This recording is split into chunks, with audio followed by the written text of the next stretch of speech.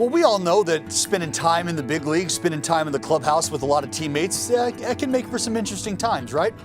As an individual like myself, I tried to find a way to keep myself busy. So, pranks, that's right, pranks, big part of the game for myself, as well as baseball across the board. I'm going to tell you a little story about early on, minor league story. This involves a couple teammates that I spent time with in instructional league. And we'll take you back to Scottsdale, Arizona, right around October, November-ish. And we are roommates.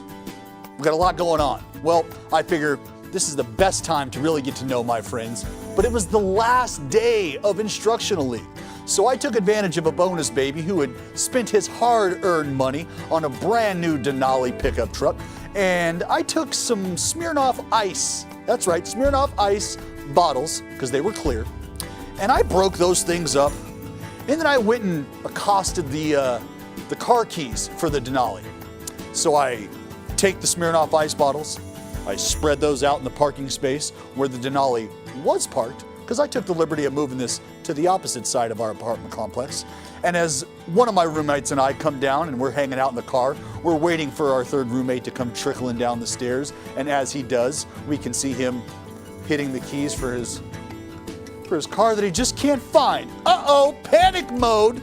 So we see him, he's on the horn. Now he's calling our instructional league coaches. He's calling everybody in between. I'm gonna be late. I apologize. I don't know what to do. I can't find my car. I think my car got stolen. So he's looking at me and our other teammate going, guys, my car got stolen. I don't know what to do. I'm going into panic mode. And it was epic just to watch the mini meltdown that was occurring. So eventually I did have to tap in and say, you know, hey, what if I told you I knew where your car was? Well, instantly the tears start to, really? Well, tell me, what do you got? Get in the car, buddy, let's roll. So we end up cruising around to the back side of the apartment complex, and there's his brand new Denali, all safe and sound. However, it's got roughly over 1.5 miles of saran wrap encompassing the entire vehicle from front to back, side to side, and in between each layer was olive oil. Just in case you thought you got to the piece that was gonna get it, nay, sliding on a slippery slope. That's one story. Now I'm gonna take you to AA.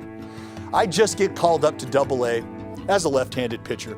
There's a couple left-handed pitchers on the roster that are kind of sizing me up and understanding he may be here to take our job. I don't know how I feel about that.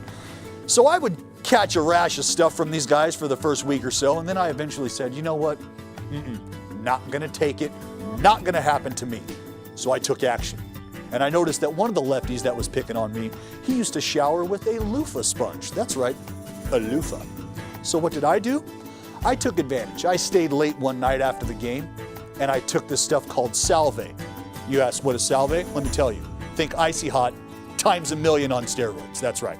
So I take this stuff, Salve, that you have to apply with a glove and a tongue depressor, and I just lather up this loofah for probably the better part of 2 hours. And I make sure that I'm gonna get to the field early the next day so that there's no questions, I'm not giving myself away.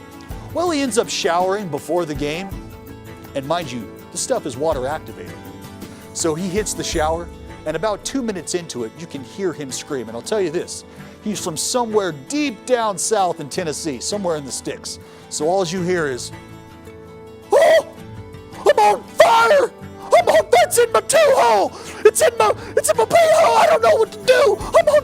So imagine a grown man in a shower, kneeling down, multiple shower heads pointing at him from everywhere, just trying to cool himself off. It was absolutely epic. The best part about it was he actually had to end up pitching in that game that night.